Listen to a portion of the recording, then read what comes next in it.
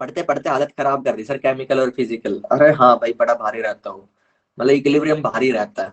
मुझे पता है कि वो चीज आ रही है, मैं भी पढ़ना शुरू करूंगा। चलो ठीक है, अब कोई मुझे बातों में नहीं लगाएगा, शांति से बातें सुनेंगे मेरी, ठीक है। चैट बॉक्स में नहीं देख रहा, जब तक मैं चुप नहीं हो जाऊंगा, ठीक है। सिर्फ वही चीज देखूंगा जिसके अंदर कोई डाउट बोलेगा, ठीक है। बहुत बार हम लोग सिलेबस पीछे कर चुके, बातें करते रहते क्लास में। मुद्दे की बात ये बच्चों, इंटरनल एनर्जी। इंटरनल एनर्जी के ऊपर अपनी चर्चा हुई है नहीं हुई है, किसी बच्चे को पता है? किसी ने सुन ली होगी ये बात, कोई एक्स्ट्रा क्लास में आया होगा या रेगुलर में भी हो सकता हुई हो। रिपीट कर रहा हूँ बहुत शॉर्ट बातों में। इंटरनल एनर्जी क्या होती है भाई लोग? इंटरनल एनर्जी के अंदर हम कहते हैं आई ई, पीले रंग से लिखते हैं, पीला सबसे बढ़िया। इंटरनल एनर्जी हिंदी में बोले तो कोई फॉर्म ऑफ एनर्जी है, एनर्जी है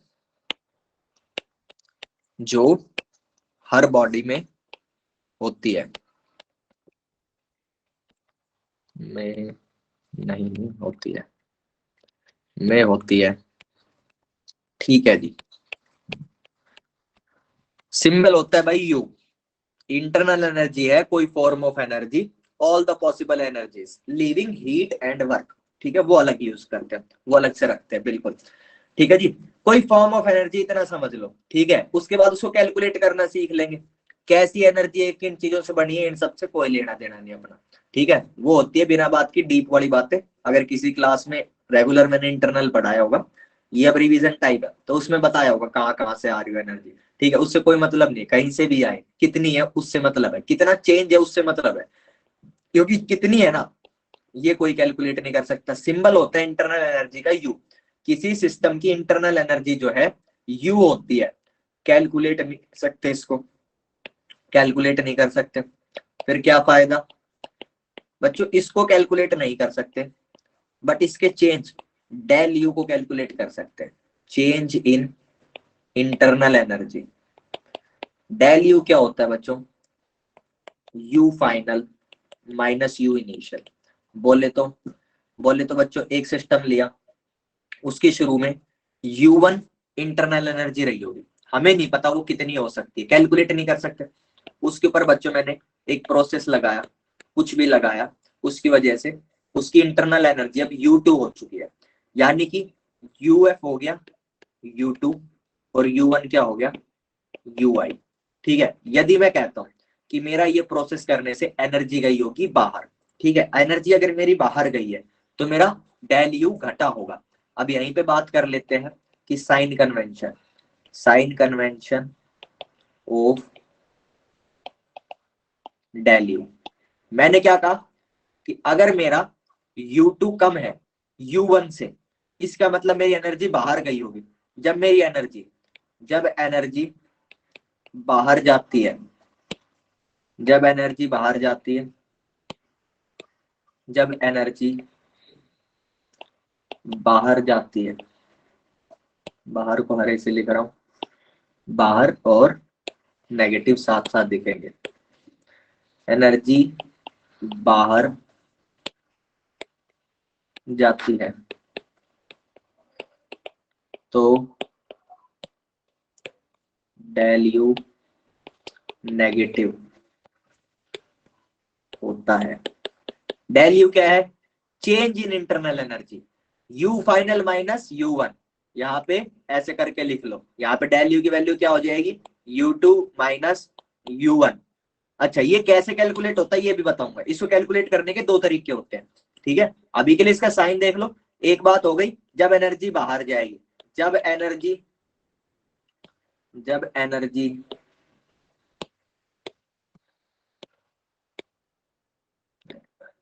पेंसिल बदलने पहले, अच्छा, जब एनर्जी, अंदर लिखूंगा बाद में ताकि बार बार कलर चेंज ना करना चाहिए, एनर्जी अंदर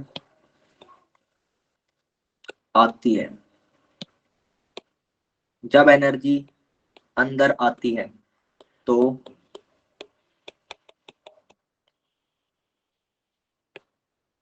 जब एनर्जी अंदर आती है तो डेल यू पॉजिटिव होता है।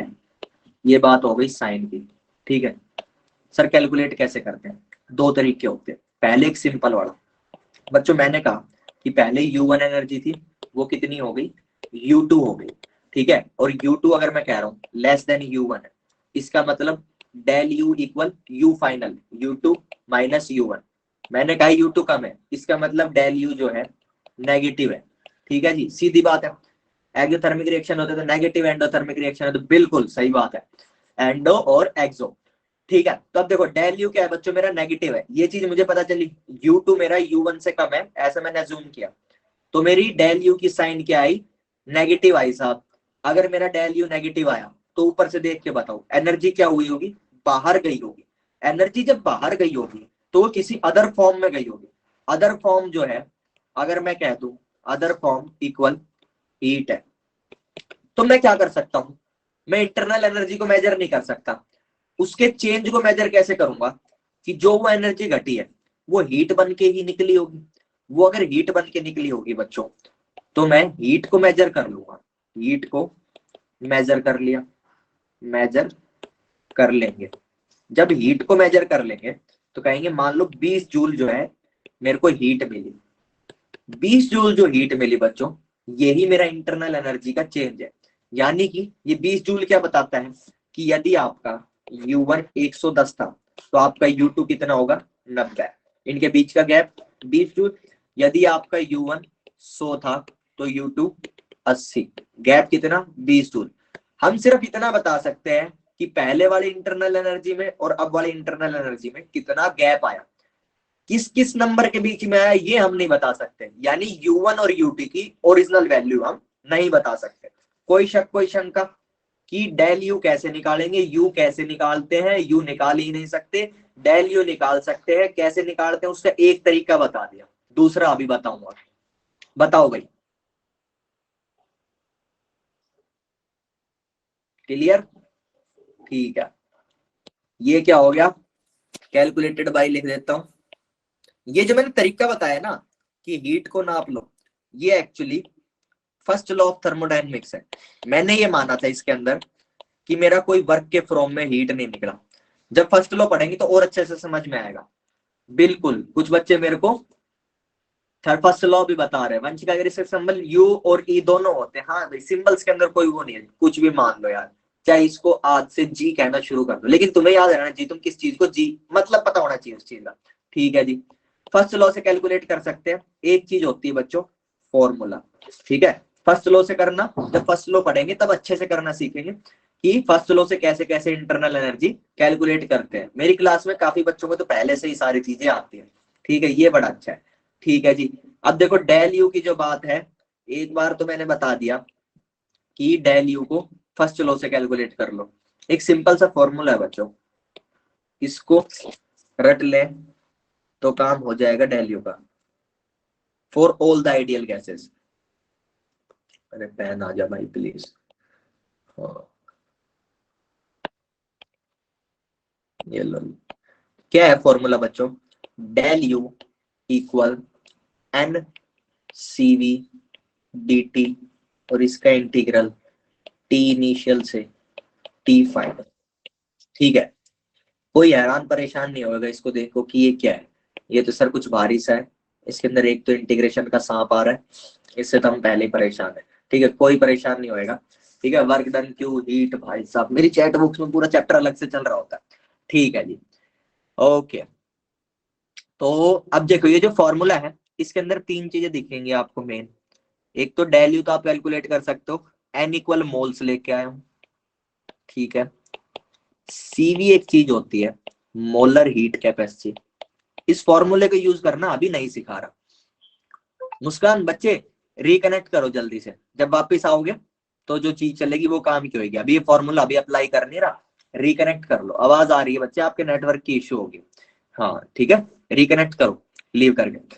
मोल कोई दिक्कत नहीं, वापस आओगे तो यही कहानी मिलेगी। ये कहानी एडवांस में बता रहा हूँ, आगे दोबारा आने वाली है, ठीक है। Molar heat capacity at constant volume होता है ये, एट कांस्टेंट वॉल्यूम, ठीक है। और ये पूरा किससे करते हैं कैलकुलेशन? इंटीग्रेशन से।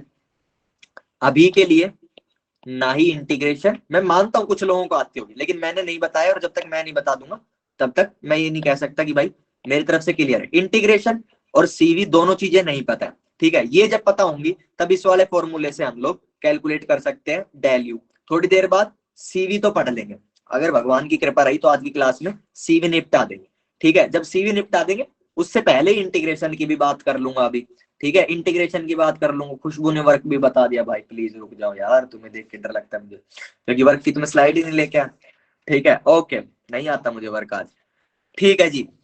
तो ये जब हम पढ़ लेंगे बच्चों तब ये फॉर्मूला लगाना आ जाएगा। अभी के लिए ये सिर्फ पता होना चाहिए, कॉपी में नोटेड होना चाहिए। ये फॉर्मूला होता है एप्लीकेबल ओनली, ओनली को लाल से लिख रहा हूं, रियल गैसेस पे मत लगा देना,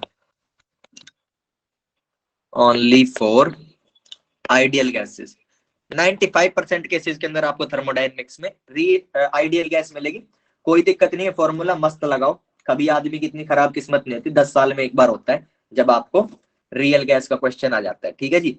तो ये फॉर्मूला यूज कर सकते हैं। अब बात आती है कि सर दोनों क्यों अलग अलग क्यों है, एक से ही कर लो। एक्चुअली क्वेश्चन पे डिपेंड करता है, क्वेश्चन के अंदर कोई नहीं। मुस्कान बच्चे अगर आपको समझ में आ रहा है तो आप रिकनेक्ट करके ज्वाइन करो, अदरवाइज रिकॉर्डिंग देख लेना। आप अपना टाइम वेस्ट मत करना अगर आपको कट कट के आवाज आ रही है। अगर कुछ समझ ना आए तो मेरा ये फिक्स है, मुझे ये नहीं चाहिए कि बच्चा क्लास में बैठा रहे समझ ना आए।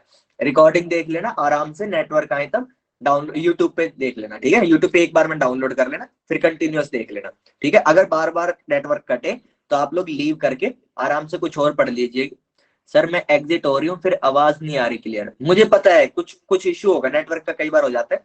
जिस भी बच्चे को ये वाली दिक्कत आए वो अपना मस्त जो है लीव कर दे और कुछ और पढ़े। जैसे ही नेटवर्क आ जाए रिकॉर्डेड लेक्चर डाउनलोड करें अगले दिन और नेक्स्ट क्लास से पहले देख ले। W equal del N G R T से फॉर्मूला होता है वर्क डन का, बिल्कुल आइसोथर्मल का होता है वो, ठीक है जी। तो बच्चों दोनों फॉर्मूले क्यों होते हैं, दोनों फॉर्मूले बच्चों इसलिए होते हैं क्योंकि अगर मेरे को सीवी की वैल्यू नहीं दे रखी, क्वेश्चन के अंदर सीवी की वैल्यू दे ही नहीं रखी, तो उस केस के अंदर क्या होगा, फिर मेरा फर्स्ट लॉ से आंसर आ रहा होगा। तो इसलिए हमें दोनों तरीके आने चाहिए। अभी के लिए सिर्फ बताया दोनों तरीकों का नाम, दोनों तरीके कैसे लगाते हैं इसमें डिटेल में बात होगी जब दोनों तरीकों के लिए हथियार मिल जाएंगे। फर्स्ट लॉ मिल जाएगा जब फर्स्ट लॉ पढ़ लेंगे, फिर इसको यूज करने से डेल्यू निकाल लेंगे, ठीक है। और उसके बाद जब सीवी समझ में आ जाएगा तो सीवी से भी निकालना सीख लेंगे। चलिए जी, जीरोथ लॉ ऑफ थर्मोडायनेमिक्स बहुत फर्जी, A equal C B equal C ऐसा बोल रखा होगा, इस बात का मतलब होगा ए इक्वल सी, ऐसा इस लॉ में कहा गया है। कोई मतलब नहीं है इन सब बातों से। जीरोथ लॉ ना समझ में आए तो मेरे को क्लास के बाद पूछ लेना। सिंपल सी बात इसने कह रखा है, ए से सी बी से सी, यानी ए और सी इक्विलिब्रियम में, बी और सी इक्विलिब्रियम में, यानी ए सी के बराबर है बी भी सी के बराबर है। तो कह रहा है कि ए और बी भी दोनों बराबर होंगे। ये बात हर आदमी को पता है कि 5 और 5 अगर बराबर है तो अगर तीसरा 5 लेके आओगे तो वो भी दोनों 5 के बराबर होगा, ठीक है जी। ये बात हो गई। हीट के बारे में बात करते हैं बच्चों, ठीक है। हीट जो है बच्चों मेरी, heat is a form of energy. Again heat ये क्या है, एक प्रकार की एनर्जी है, एक प्रकार की एनर्जी है, ठीक है।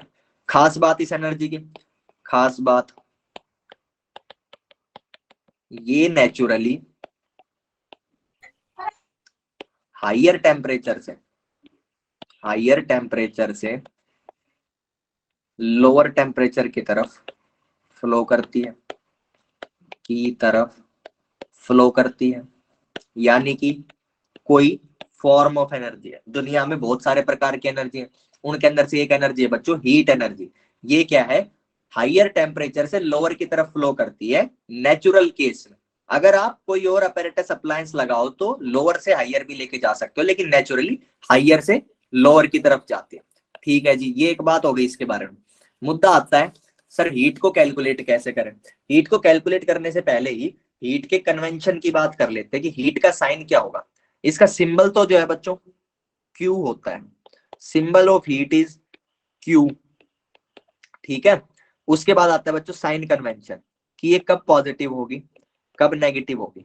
Same to same sign convention जो है इसका, sign convention of heat change, इसको आप हीट भी बोल लो चाहे हीट चेंज बोल लो, हीट या हीट चेंज, ठीक है एक ही बात है। जितनी सिस्टम से हीट निकलेगी या जितने सिस्टम में आएगी वो हमारा क्यू है, ठीक है। साइन कन्वेंशन जो है बच्चों मेरा, साइन कन्वेंशन है, ब्रैकेट में लिख देता हूं, सेम एज डेल यू। बोले तो अगर बाहर जाएगी हीट तो नेगेटिव, अगर अंदर आएगी, लो लिख ही देता हूं, जब हीट अंदर के लिए छोड़ दिया, बाहर जाएगी, पहले बाहर का लिख रहा हूं, तो पॉजिटिव क्या होगा, अभी ग्रीन से लिख रहा हूं, जब बाहर जाएगी तो नेगेटिव होगी, ठीक है, और जब हीट आएगी तो होगी, कैसी होगी, पॉजिटिव होगी। बोल भाई, यहां तक किसी को कोई दिक्कत? दोनों बातों में, internal energy, external energy, sorry heat energy, ठीक है। इंटरनल एनर्जी इफ खुशबू और वंशिका तो अपने अलग ही चलाते रहते, मास्टर बोलता रहेगा, ठीक है, मास्टर बोलता रहेगा, मास्टर को चैप्टर पढ़ा दे ताकि अगली बार बच्चों को आके पढ़ा दे, ठीक है। अरे भाई मेरी वीडियो को क्या हो गया, मैं भी कॉन्स्टेंटली पीड़ित रहता हूँ नेटवर्क वगैरह से। हाँ अब ठीक है, वापस आ गया मैं। हाँ हाँ अब आ गया, अब दिखूंगा मैं, अब दिखूंगा, ठीक है जी। यहां तक सबको क्लियर है? अब बात करेंगे हीट को कैलकुलेट कैसे करें। तो कैलकुलेट करने के लिए बच्चों मेरे पास होती है तीन तरीके की हीट कैपेसिटी, ठीक है जी। पहली हीट कैपेसिटी की बात करेंगे, सबको कंपेयर करके बात करेंगे। हीट को कैलकुलेट कैसे करेंगे, यहां पे लिख रहा हूं, हीट को कैलकुलेट कैसे करते हैं, इसका उत्तर है, सबको हिंदी तो आती होगी यार, कोई मुझे ये मत बोलना कि उत्तर भारत में रह के हमें हिंदी नहीं आती। चलिए, हिंदी आती है तो उत्तर या आंसर, हीट को कैलकुलेट कैसे करेंगे, ठीक है जी। इसका आंसर है कि यूजिंग हीट कैपेसिटीज, ठीक है। तीन तरह की हीट कैपेसिटी होती है, ठीक है, उनके बारे में बात करेंगे। स्लाइड में किसी को पढ़ना हो तो ऊपर पढ़ लेना, मैं अलग से पढ़ा रहा हूँ खुद लिख के, लाइन मार लेंगे, 2 पेज तक चलेगी। हाँ, पहली होती है बच्चों हीट कैपेसिटी, दूसरी का नाम है molar heat capacity, molar heat capacity, हाँ जी, और उसके बाद आएगा स्पेसिफिक हीट कैपेसिटी, कैपेसिटी को कैप लिख दिया, ठीक है। सिंबल जो है इसका होता है सी, पहले सिंबल बता दूं फिर मतलब बता दूंगा, इसका होता है सी एम, और इसका हो जाता है बच्चों बातें मैं बहुत ज्यादा करता हूँ, मैंने जीवन में बातें ही करी है, वरना मैं कभी अच्छे से पास हो गया होता पेपरों में, ठीक है। हाँ तो सर वर्क में भी सेम होता है, सिस्टम पॉजिटिव और सराउंडिंग नेगेटिव। वर्क के अंदर लफड़ा है एक्चुअली, वर्क के अंदर लफड़ा है तो उसको अलग से बात करें। वर्क के अंदर क्या होता है, फिजिक्स में अलग, केमिस्ट्री में अलग, तो वर्क का साइन कन्वेंशन अलग से किया जाता है, ठीक है, वो देख लेंगे। सेम होता है हीट इंटरनल एनर्जी जैसा कि नहीं होता है, वो बाद में देख लेंगे, वर्क के ऊपर तो अभी पहुंचे नहीं रहे, ठीक है। हीट की बात करते हैं, ये हो गया। अब इसका मीनिंग, मीनिंग क्या है, मीनिंग ये है बच्चों, सी क्या होता है, C is heat to raise 1 degree Celsius temperature of a substance. बोले तो इतनी हीट चाहिए 1 डिग्री सेल्सियस सब्सटेंस का टेम्परेचर बढ़ाने के लिए।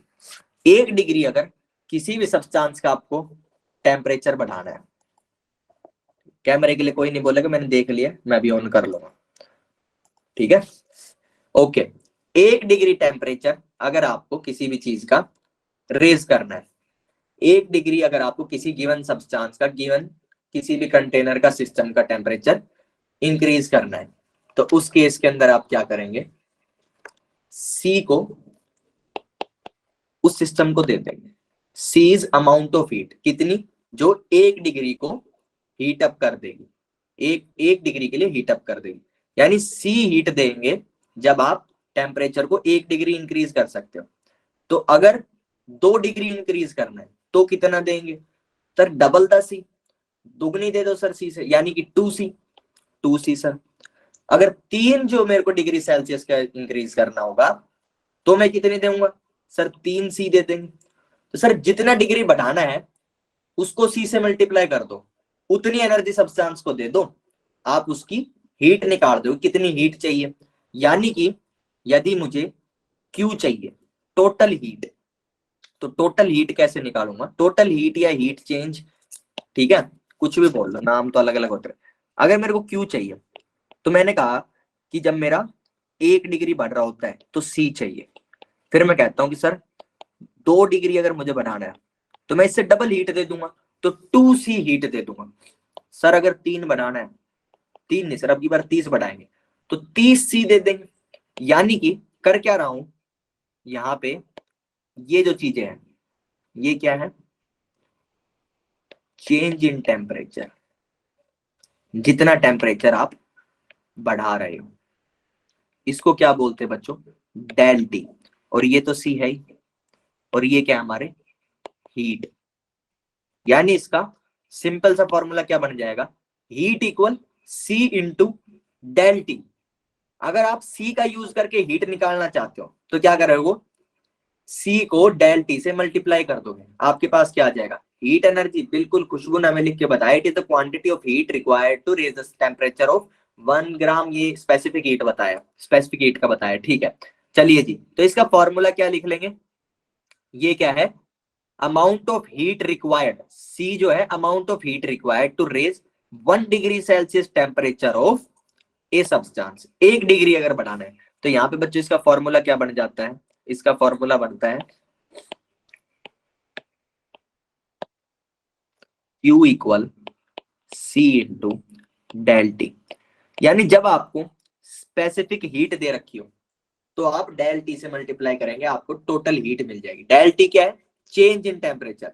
माय सजेशन इज, अगर आपको कहें कि 25 डिग्री से 35 डिग्री सेल्सियस का चेंज निकालना है, पहले क्या करो उसका, हमेशा जिंदगी में 25 का बनाओ 298 केल्विन, 35 का बनाओ 308 केल्विन, ठीक है। ऑलवेज रिमेंबर आप ये करें। आप चाहो तो डेल टी की डेफिनेशन क्या होती है बच्चों, डेल टी जो होता है बाय डेफिनेशन है T F minus T initial, ठीक है। आप इसके अंदर अगर 35 माइनस 25 लिखोगे तो भी वैल्यू आएगी 10 डिग्री सेल्सियस और केल्विन, कुछ भी बोल सकते हो।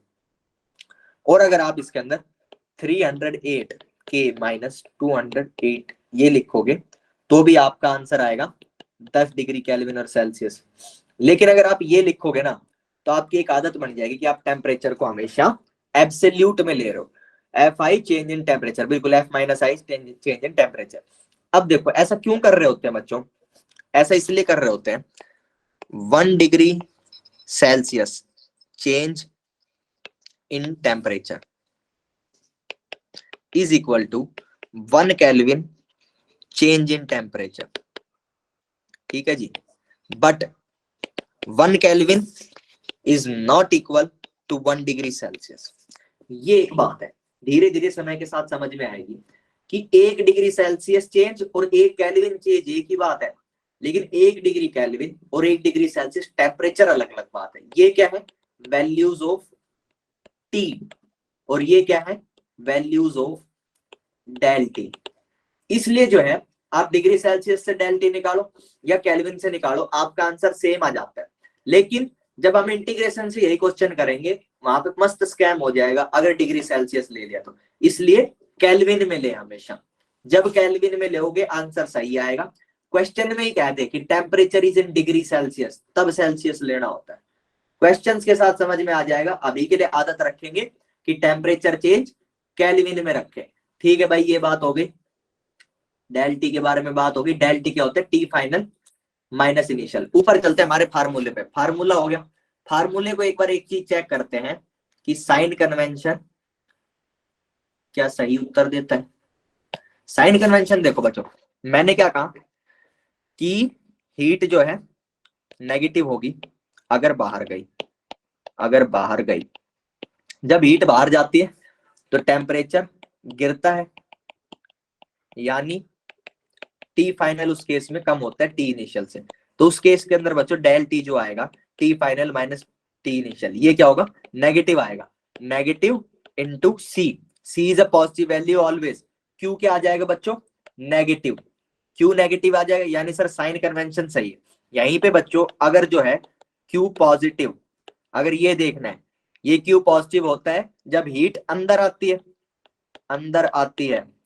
जब हीट अंदर आती है तो टेम्परेचर बढ़ता है, टेम्परेचर बढ़ता है। जब बच्चों टेम्परेचर बढ़ेगा तो मेरा टी फाइनल ज्यादा होगा टी इनिशियल से, और डेल टी की वैल्यू क्या आएगी, T F minus T initial equal positive. उस केस में पॉजिटिव इंटू सी, मेरा क्यू क्या आ जाएगा, पॉजिटिव। बिल्कुल हीट एक्सटेंसिव प्रॉपर्टी होती है, बिल्कुल होती है, मास पे डिपेंड करती है। हीट कैपेसिटी भी मास पे डिपेंड करती है। ठीक है, ये बात हो गई कि साइन कन्वेंशन सही है सर। फॉर्मूले से निकालूंगा तो भी ठीक है सर, सिर्फ मैग्नीट्यूड निकाल लूं, सी को चेंज इन टेम्परेचर से मल्टीप्लाई करके। चेंज इन टेम्परेचर में ये ना देखो इनिशियल को घटाया कि फाइनल को, किसी को भी ऐड या सॉरी किसी को भी सब्सट्रैक्ट कर दूं, किसी को भी आगे रख लो, टी इनिशियल के अंदर से फाइनल घटा दूं, चाहे फाइनल के अंदर से इनिशियल घटा दूं। मैग्नीट्यूड ऑफ डेल टी अगर मैं ले रहा हूं, मैग्नीट्यूड ऑफ डेल टी ले रहा हूं, उसके बाद उसको सी से मल्टीप्लाई कर दूं और फिर साइन कन्वेंशन का यूज कर लो। एक तरीका ये है सर हीट निकालने का, दूसरा है ज्यादा दिमाग ना लगाएं, क्यू को सी इंटू डेल टी यूज कर ले। फॉर्मूले के अंदर डेल टी की डेफिनेशन जो एक्चुअल होती है T F minus T I, वही यूज करें, आंसर आ जाएगा साइन के साथ। ठीक है, ये सब बातें समय समय के साथ धीरे धीरे समझ में आ जाएंगी कि फार्मूला यूज करोगे तो सीधा साइन के साथ उत्तर आएगा, फटाफट आंसर निकालोगे दिमाग में कैलकुलेशन करके, मैग्नीट्यूड वगैरह को मल्टीप्लाई करके, तो साइन कन्वेंशन से फाइनल साइन ले लेना। ठीक है जी, हीट कैपेसिटी समझ में आ गया। क्या करना है, जितना डिग्री बढ़ाना है उतने से हीट कैपेसिटी को गुणा कर दो, टोटल हीट आ जाएगा। इसका क्या मतलब बच्चों, meaning of molar heat capacity. Molar heat capacity कहता है भाई साहब कि मुझे मोल्स से फर्क पड़ता है कि आप कितने मोल्स के अंदर चेंज लेके आ रहे हो। ये कहता है CM is heat for 1 degree raise in 1 mole. ठीक है जी, ये 1 मोल सर सी का, सी क्या है इसमें, सी ही तो हीट कैपेसिटी है, C is heat capacity, C is heat capacity. Question में देगा जब आपसे क्यू कैलकुलेट करवाएगा हीट कैपेसिटी से, तो क्वेश्चन में क्या देगा, सी और डेल टी देगा, या फिर कोई ऐसी चीज देगा जिससे सी कैलकुलेट कर सके। ठीक है, सी के अंदर जितने डिग्री टेम्परेचर बढ़ाना है उसका मल्टीप्लाई कर दो, हमारे पास क्यू आ जाएगा। ठीक है जी, ये बात हो गई। बच्चों बात करते हैं मोलर हीट कैपेसिटी। इसका मतलब है 1 मोल को 1 डिग्री सेल्सियस बढ़ाने के लिए जितनी हीट चाहिए वो हो जाएगा सीएम। ठीक है, अगर मैं कहूं इसी 1 मोल को 2 डिग्री सेल्सियस बढ़ाना है सर, तो कितनी हीट चाहिए, कहूँ सर डबल चाहिए, सीएम से डबल चाहिए, क्योंकि 1 मोल को 1 डिग्री चलाने के लिए सीएम चाहिए, सीएम इंटू 1, तो सर 2 चलाने के लिए 2 चाहिए, यानी सर क्यू लिख रहा हूं ये। अगर यहीं पे बच्चों मैं कह दूं कि 2 डिग्री बनाना है और 2 मोल को बनाना है, तो सर 2 डिग्री को जब 1 मोल के लिए बढ़ाना होता है तो 2 सीएम देना होता है। अब सर डबल मोल हो गए तो फिर से सर 2 से गुणा कर दो, यानी सर 2। अगर यहीं पे सर 3 मोल कर दूं और उसको 2 डिग्री बढ़ाना है तो सर ऐसे लिख देंगे, सर अगर 3 मोल लिख दो और 4 डिग्री इंक्रीज करना है तो ऐसे लिख देंगे। ये क्या है बच्चों, ये तो सीएम है, सीएम तो साफ साफ दिख रहा है। इससे अगर जर्नल फॉर्मूला लिखेंगे कि फॉर्मूला क्या होएगा, तो फॉर्मूला आएगा कुछ ऐसे, क्यू उसके बाद किससे मल्टीप्लाई कर रहे हो, एक तो मल्टीप्लाई करते हैं सर मोल से सीएम को, दूसरा सर मल्टीप्लाई करते हैं जितना डिग्री चेंज चाहिए, जितना डिग्री चेंज चाहिए सर उससे मल्टीप्लाई कर देते हैं, टोटल हीट आ जाती है। यानी सर जब मोलर हीट कैपेसिटी दे रखी होगी तब अगर टोटल हीट निकालनी होगी तो क्या करूंगा, जितने मोल की निकालनी है उसको सीएम से मल्टीप्लाई करूंगा, जितने डिग्री चेंज के लिए निकालना है उसको सीएम से मल्टीप्लाई करूंगा, सर हीट आ जाएगी। ठीक है भाई, तो ये फॉर्मूला हो गया, बहुत सिंपल सी बात है, कुछ भी नहीं है। अगर मोलर हीट कैपेसिटी से निकालना हो तो हमें क्या दे रखे होंगे, मोल्स दे रखे होंगे, डेल टी तो मिलेगा ही, मोल्स मिलेगा। अगर सिर्फ हीट कैपेसिटी से देंगे तो हमको जो है सिर्फ डेल टी मिलेगा। ठीक है, तो ये आ गया बच्चों फॉर्मूला। सीएम को यूज करके अगर हीट निकालनी हो तो N C M del T.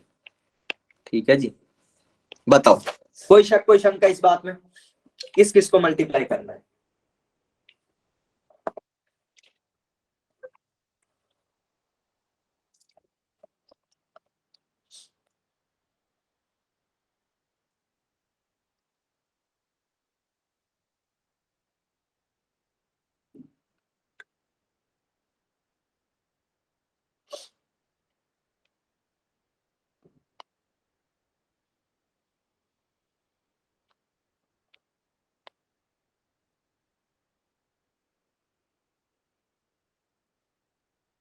Clear? ठीक है,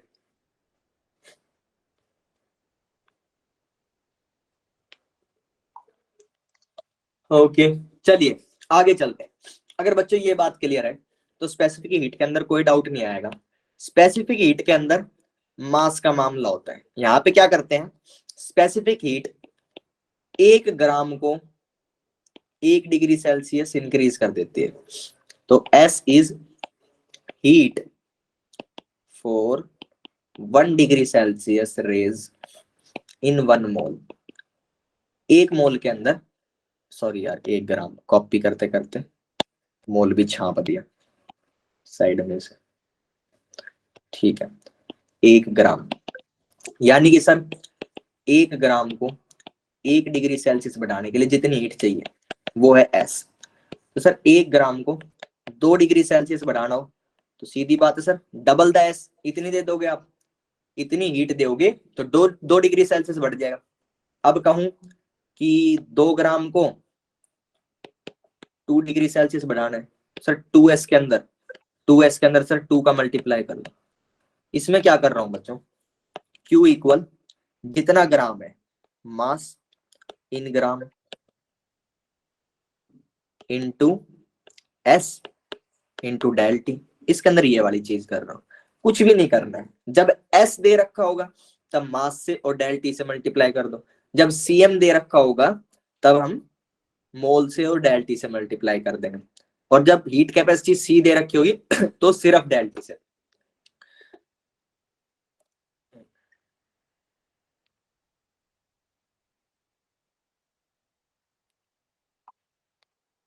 एक बच्चे का मैसेज आया हुआ, बस 1 मिनट।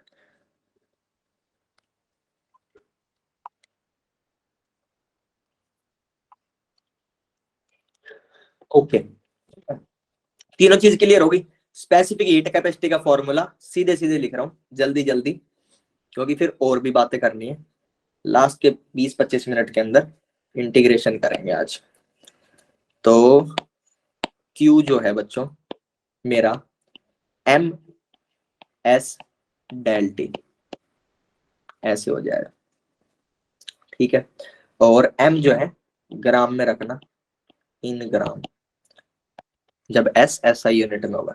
ठीक है, यूनिट्स आप देखना सीख ही गए होंगे, मैंने कई बार यूनिट्स की बात करी। तो यहाँ पे बच्चों अगर यूनिट की बात करूं, C की जो यूनिट होती है वो जूल पर डिग्री सेल्सियस होती है। उसके बाद इसकी यूनिट हो जाती है बच्चों, अच्छा और इसको जूल पर केल्विन भी लिख सकता है कोई। ठीक है जी, इसकी हो जाती है जूल पर मोल पर डिग्री सेल्सियस, जूल पर मोल केल्विन और करके। और इसकी बच्चों यूनिट हो जाती है जूल पर ग्राम पर डिग्री सेल्सियस और जूल पर ग्राम पर केल्विन। ठीक है, बोले तो अगर सर क्वेश्चन के अंदर ना बताए और सिर्फ ऐसे दे दे हीट कैपेसिटी या कुछ भी ऐसे एक अलग नोटेशन से दे दे, से F इक्वल 4 जूल पर डिग्री सेल्सियस, इसको पहचान लोगे तो कि ये ना हीट कैपेसिटी है। क्यों है ये हीट कैपेसिटी, क्योंकि सर इसको जो है जूल पर डिग्री सेल्सियस है, इसको अगर सिर्फ मैं डिग्री सेल्सियस से मल्टीप्लाई करूंगा तो मेरे पास हीट जूल में आएगी। यानी सर ये पक्का सी रहा होगा, क्योंकि सी को सिर्फ एक चीज से मल्टीप्लाई करके जूल में हीट मिल जाती है। अगर जूल पर मोल पर डिग्री सेल्सियस में दिखेगा, पकड़ लोगे कि अगर Q जूल में चाहिए तो मैं CM रहा होगा उसी को डेल T से मल्टीप्लाई करूं और N से मल्टीप्लाई करूं, तो ये जो मूल पर डिग्री सेल्सियस इसको मार देगा, मोल का ये इसको मार देगा, Q जो है जूल में आ जाएगा। ऐसे यूनिट से चीजें हम पहचान सकते हैं हर जगह के ऊपर, ठीक है। एक भी कोई भी इक्वेशन होगी वो डायमेंशन लेस होनी चाहिए, बिल्कुल। खुशबू कह रही केजी पर केल्विन, केजी भी ले सकते हो बच्चों, थोड़ी सी डेफिनेशन चेंज हो जाएगी। यूनिट्स कुछ भी कर सकते हो, यूनिट्स की आपकी मर्जी है, आपस में कन्वर्जन करो, मैग्नीट्यूड चेंज कर दो। खुशबू कह रही specific heat is only use for solids and liquid. हाँ जी, ये मुझे नहीं पता कि बिल्कुल हो सकता है, क्योंकि ये मास वाइज है तो स्पेसिफिक हीट हो सकता है सॉलिड एंड लिक्विड के लिए यूज होती हो, ठीक है। हम तो मस्त यूज करेंगे गैस के लिए भी, जैसे भी हम भी इतना तो भेदभाव नहीं करते, मतलब क्वेश्चंस के अंदर ऐसा कुछ नहीं, तो क्वेश्चन हाइपोथेटिकली बनाए जाते हैं। ये रियल सिनेरियो की बात है कि रियल सिनेरियो के अंदर सॉलिड और लिक्विड के लिए इसको यूज कर सकते हैं। ओके ठीक है, अब जो है भाई 2-3 क्वेश्चन करने हैं मुझे। क्वेश्चन नंबर 1, क्वेश्चन नंबर 1, ये सारे के सारे क्वेश्चन बच्चों मोलर हीट कैपेसिटी पे, मोलर हीट कैपेसिटी CM, क्योंकि जो है मेरा थर्मोडायनेमिक्स को मतलब रहता है CM से, थर्मोडायनेमिक हीट कैपेसिटी वगैरह ज्यादा यूज नहीं करता, मोलर हीट कैपेसिटी का बहुत यूज करता है अलग अलग फॉर्म्स में, हम देखेंगे कैसे करता है, ठीक है। मेरा क्वेश्चन है बच्चों कि मेरे 5 मोल्स ऑफ गैस है, 1 मिनट 10 सेकंड का सवाल है, जब पूरा बता दूंगा उसके बाद। Temperature raises from 25 degree Celsius to 35 degree Celsius, ठीक है जी, ये बात हो गई। और क्या चाहिए अपने को, CM चाहिए 4 जूल पर मोल पर डिग्री सेल्सियस। आंसर बताएंगे, हीट इक्वल क्वेश्चन मार्क है, Q heat equal question mark. 1 minute 10 second from now, time starts now.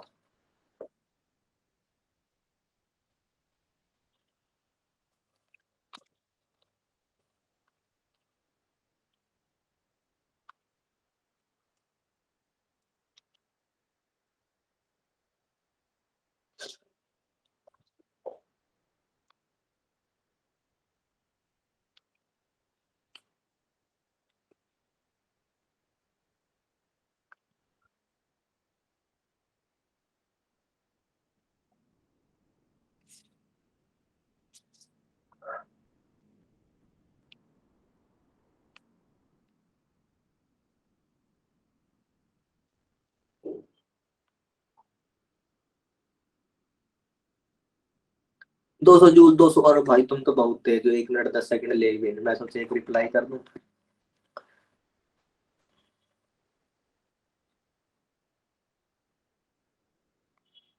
तो बाकी लोग भी बता दो भाई, जिन जिनकी डिग्री नीचे आ रही डिग्री सेल्सियस वो अपने प्रश्न को फिर से देखें, जल्दबाजी में उड़ते फिरते उत्तर ना दें। मोल का जब आप गुणन करेंगे CM और डेल टी से, ठीक है जी, डेल टी और मोल से जब आप गुणन करेंगे CM को, तो यूनिट क्या बचेगी देखें। हीट कभी भी कोई भी जूल पर मोल डिग्री सेल्सियस में रिपोर्ट किया बहुत बुरी बेइज्जती हो जाएगी एक्सटर्नल के सामने, जब 12वीं कक्षा में आएगा CBSE वाला, क्योंकि वो धोते हैं, उनका काम ही है, उन्हें कोई मतलब नहीं कोई पास हो फेल हो, वो धोते हैं आदमी को। तो उनके सामने ऐसी गलतियां बिल्कुल भी मत कर देना, ठीक है। मेरे को बहुत धोया था, मैं बिना पढ़े गया था फिजिक्स के अंदर। ओ भाई जो उसने सुनाई है मुझे।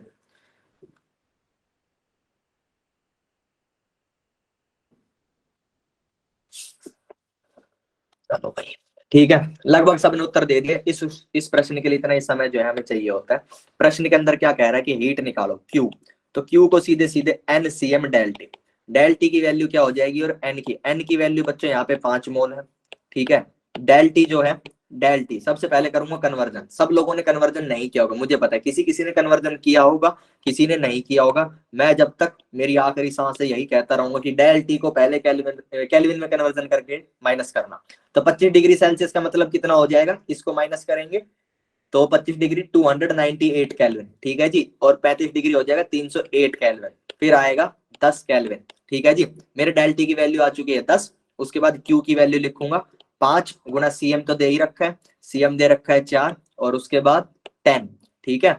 यूनिट्स को अगर लिखना चाहो तो अलग से लिख लो, 5 के साइड में यहाँ पे ऐसे 5 का मोल आ गया, ठीक है, 4 का क्या आया जूल पर मोल पर डिग्री सेल्सियस, और ये जो केल्विन वाला था ये यहाँ पे केल्विन लिख लो, ठीक है। पर डिग्री सेल्सियस लिखा है क्योंकि ये चेंज है, तो ये दोनों कट सकते हैं, केल्विन और डिग्री सेल्सियस, क्योंकि 1 degree Celsius change equal 1 kelvin change. जब भी आपको केल्विन बाय डिग्री सेल्सियस मिले तो काट सकते हो, इनको ना आप डिवीजन में उड़ा सकते हो, ठीक है, कोई बात नहीं, आपको ना केल्विन में मिलेगी, धीरे धीरे सीख जाओ कब उड़ाना है, ठीक है। ये हो गया, उत्तर आ गया 200 जूल, बहुत बढ़िया बहुत बढ़िया, मस्त एकदम सुंदर प्यारा उत्तर आ गया 200 जूल, ठीक है। 3 क्लास से आ रहा है, आज भी आया, बड़ा अच्छा लगा। चलिए अब एक और क्वेश्चन करेंगे, इसके अंदर जो है थोड़ी सी टेक्निक बदल देंगे। टेक्निक क्या है, वही 5 मोल 25 डिग्री सेल्सियस से बच्चों 35 डिग्री सेल्सियस जाएंगे। यहाँ पे जो एक नई टेक्निक लेके आए हैं, सीएम जो है उसकी वैल्यू है 4 जूल पर मोल पर degree Celsius for 25 degree Celsius to 30 degree Celsius, and CM dash की वैल्यू है 5 जूल प्रति मोल प्रति degree Celsius for 30 degree Celsius to 35 degree Celsius, ठीक है।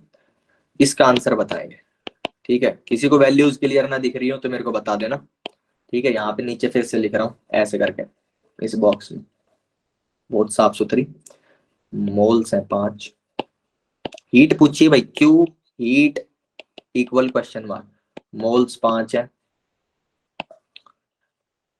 Temperature from 25 degree Celsius to 35 degree Celsius, और CM की value है 4 joule पर मोल पर degree Celsius from 25 to 30 degree Celsius, CM dash दे रखा है मैंने 5 जूल प्रति मोल प्रति डिग्री सेल्सियस फ्रॉम, यहाँ पे लिख रहा हूँ नीचे बाहर, from 30 degree Celsius to 35 degree Celsius. सब लोग सॉल्व करके बताएंगे। इसके लिए 1 मिनट 10 सेकंड गुणा 3 यानी कि 3 मिनट 3 सेकंड, 3 मिनट 30 सेकंड।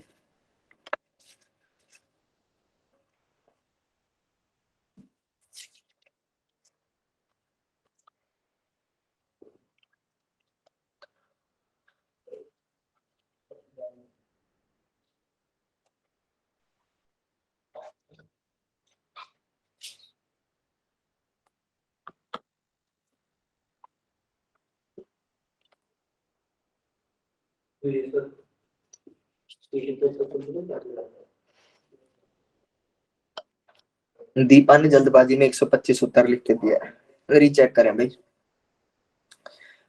25 से 35 जा रहे हो, सीएम 4 और 5 है, अगर सीएम कहीं घटा भी होता तो भी मान लेते। पिछले प्रश्न में 200 उत्तर आए, तब की बार 200 से तो ऊपर ही आएगा। खुशी कह रही है 100 जूल, ठीक है भाई, इसीलिए 3 मिनट और 30 सेकंड दिया, ताकि कोई भी 1 मिनट और 20 सेकंड में करके ना बताए, आराम से शांति से सोच के ठंडे दिमाग से करें। 100 निकाला है जिनने उत्तर, 100 और 125, दीपा और खुशी दोनों के उत्तर को जोड़ दें तो सही उत्तर आ सकता है। संगीता ने सही उत्तर निकाला है 225, ठीक है। खुशबू कह रही है 250, ठीक है भाई, 225 225 225 1 225 2 225 3 225 4 250 1, 100 और 125 वाले आपस में डिस्कशन करें कि क्या उन्होंने मिल बांट के क्वेश्चन करा है। ऐसे करते थे हम लोग कॉलेज में, मैं और मेरा एक दोस्त था जो कॉलेज से पहले 2 साल पहले बाहर पढ़े थे साथ में, और कॉलेज में भी हम लोगों ने साथ साथ डिग्री करी, साथ एडमिशन लिया। उसका रोल नंबर 46 था, मेरा 47 था। हम सिलेबस बांट के जाते थे, वो सिलेबस आधा पढ़ के जाता था, मैं आधा पढ़ के जाता था। तो आधे पेपर में वो अपना वाला लिख लेता था, मैं अपना वाला लिख लेता था। फिर हम पेपर के अंदर वॉशरूम जाते थे, वहां पे हम अपना अपना आधा एक्सचेंज कर लेते थे, क्योंकि उसके अंदर जो क्वेश्चन आए वो याद करके जाना आसान था, वो पूरा आधा सिलेबस करना मुश्किल था। उसके में से 2-3 क्वेश्चन आए वो हम पूछ लेते थे। तो ऐसे हम पेपर में करते थे। ऐसा जो है अभी खुशी ने और दीपा ने किया, तो इनका आंसर दोबारा आया। हाँ भाई, दीपा एंड खुशी चेक द आंसर, मिल बांट के नहीं करना है क्वेश्चन। चलिए भाई, सब लोगों का है, 1 मिनट बचती है, 1 मिनट, एक टिकी चल रही है। कौन बने करोड़पति में बोलता है ना, कौन बने करोड़पति शुरू करूंगी। केबीसी जो है सर मैं तो जानती भी नहीं उसको, फिर भी देखो मस्त दोनों मिल बांट के क्वेश्चन कर रहे हैं, कितनी अच्छी दोस्ती है। दीपा आपको आंसर चेक करना है, मजाक कर रहा हूं मैं। दीपा आपको आंसर चेक करना है, आपने कुछ मिस्टेक की है। आपका आंसर जो है पहले सही था, अभी थोड़ा सा मिस्टेक है। हाँ तो केबीसी स्कीम का बताया था मैंने सोचा है इस बारे में। केबीसी स्कीम के अंदर क्या करेंगे, कौन बनेगा चॉकलेट पति। तो जो जो बढ़िया क्वेश्चंस का आंसर दिया करेगा, अभी इसके बाद जो नेक्स्ट क्वेश्चन आएगा उसके ऊपर केबीसी स्कीम लागू है, उसे मस्त चॉकलेट मिलेगी। कोमल ने सेम आंसर दिया है। 200 भी क्या कह रहे हैं कोमल, सर मुझे समझ नहीं आ रहा है। चलो कोई बात नहीं, कोई दिक्कत नहीं है, जिन्हें समझ आ रहा है नहीं आ रहा ठीक है। हाँ तो कौन बनेगा चॉकलेट पति, इसकी स्कीम नेक्स्ट क्वेश्चन में लगाई जाएगी। अभी के लिए सुनिए, यहाँ पे बालक लोग क्या कह रहे हैं। यहाँ पे जो कह रहा है, मैंने आपको यहाँ की स्कीम नहीं बताई है। इस प्रश्न की जो स्कीम है वो स्कीम ये है कि Q equal N CM del T तभी लगाना जब CM कांस्टेंट हो। ठीक है जी, अब सब लोग सुनेंगे। सर हम भी एग्जाम में सिलेबस बांट लेते हैं ठीक है, अब सब सुनेंगे। ठीक है जी, चलिए। ये जो बच्चों स्कीम है Q equal N C M del T, ये आप तभी लगाओगे जब आपका सीएम कांस्टेंट है। कहाँ पे कांस्टेंट है, क्वेश्चन आता है कहाँ पे कांस्टेंट है, कहाँ कांस्टेंट है। इसका उत्तर है बच्चों, over the range where temperature change del T is being multiplied. यानी कि माने, बोले तो गाइज, बोले तो का मतलब ये है, इस लाइन का मतलब ये है कि आपने Q इक्वल मोल तो 5 लिख दिए, उसके बाद आपने सीएम उठाया, तो आपने क्या किया, अकड़ बकड़ बम्बे बो, किसी ने 4 चूज किया, किसी ने 5 चूज किया, दोनों कैलकुलेशन हुए। उसके बाद डेल टी क्या किया, कैसे टेम्परेचर चेंज तो मस्त 35 से 25 के बीच में, 25 से 35 के बीच में, तो सर 10 से गुना कर दो। ये लो जी 10 से गुना कर दिया। ठीक है, तो ये आ गया सर, ऊपर वाला चूज किया जिस बालक ने, तो उसका 5 चौक 20 गुना 10, 200 आ गया सर। ठीक है, सही कर रहा हूं क्या, हाँ सही है। और सर जिसने नीचे वाला लिया उसका आ गया 5 चौक 25 गुना 10, 250। ठीक है सर, 200 वाले भी हैं चैट बॉक्स में आंसर दिए हुए, 250 वाले भी हैं। कुछ अलग अलग और कॉम्बिनेशन लेने वाले होंगे, किसी ने कहा होगा 4 + 5 बटे 2, 4.5 ले लेता, इससे सही आ जाएगा। तो ये सब जुगाड़ नहीं करने हैं, मुद्दे की बात यह है, आपने जो टेम्परेचर चेंज 10 लिया है, इस पूरे के दौरान अगर सीएम सेम है तो ही आप ये फॉर्मूला लगा सकते हैं, अगर नहीं है तो आपको टेक्निक में बदलाव करने की आवश्यकता है। वो जो टेक्निक में क्या बदलाव करते हैं, टेक्निक, अब देखिए टेक्निक, टेक्निक टेक्निक जो है, ब्रेक द प्रोसेस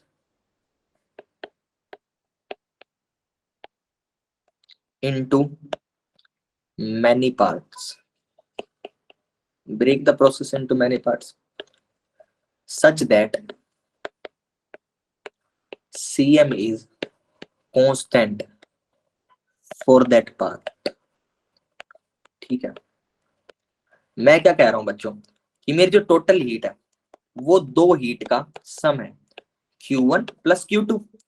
यहां पे अब मैं Q1 को डिफाइन करूंगा, Q1 है heat change from 25 degree Celsius to 30 degree Celsius, क्या बन गया, टू 30 डिग्री सेल्सियस। और Q2 है बच्चों heat change from 30 degree Celsius to 35 degree Celsius. यहाँ पे क्या सब लोग मेरे साथ हैं, मैंने क्या किया है, जिस टेम्परेचर रेंज में 25 से 30 में मेरे सीएम की वैल्यू कांस्टेंट थी 4, एक वैल्यू दे रखी है, उसके लिए क्या कर लिया, उस वाली हीट को बोल दिया Q1। जहां पे वैल्यू 5 दे रखी है 30 से 35, उसको मैंने दूसरा पार्ट मान लिया, उसको बोल दिया इसमें हीट निकल रही होगी Q1। अब Q1 और Q2 कैलकुलेट कर सकते हो NCM डेल T से।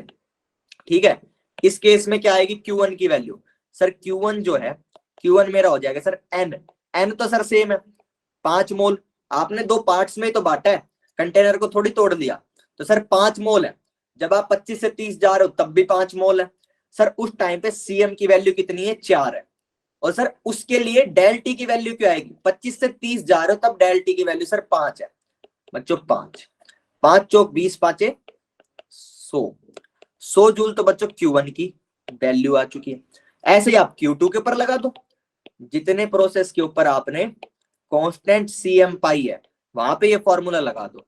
सर अब की बार भी 5 मोल है, अब की बार सर CM की जो वैल्यू है वो है 5, और सर डेल टी 30 से 35 जाएंगे तो यहाँ पे भी 5 डिग्री का है, ये इत्तेफाक है। अगर मैं आपकी कैलकुलेशन कॉम्प्लिकेट करना चाहता तो मैं 25 से 28 के लिए एक दे देता, 28 से 35 के लिए एक दे देता, फिर आपको 3 और 7 के मल्टीप्लाई करने पड़ते, 5 के 2 के 4 के 10 के, इनके मल्टीप्लीकेशन ईजी होते हैं। ठीक है जी, तो Q2 की वैल्यू क्या आएगी सर 5 मोल, CM 5 से 5 डिग्री सेल्सियस बढ़े, 5 से और गुणा कर दो सर, सर 5 का क्यूब होता है 125 जूल।